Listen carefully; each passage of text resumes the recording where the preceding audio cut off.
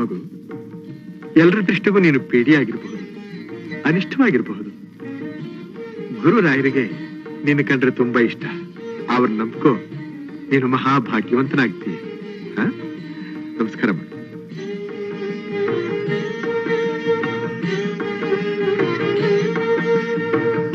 Mysuru bus ತಾನೇ ಇದು? ಹೌದು.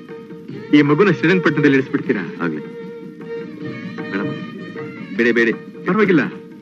ಮಗುಗೇನಾದ್ರೂ ತಿಂಡಿ ಗಿಂಡಿ ಕೊಡಿಸಿದ್ದಾರೆ?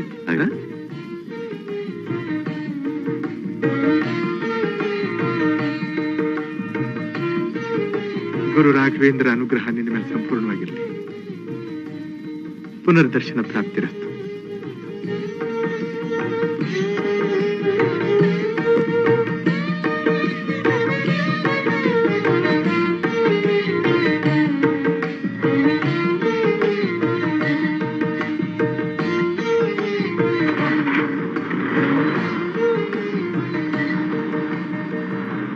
ನೀನು ಭಾಗ್ಯವಂತ ಕಣಪ್ಪ, ಭಾಗ್ಯವಂತ ಕಣಪ್ಪ.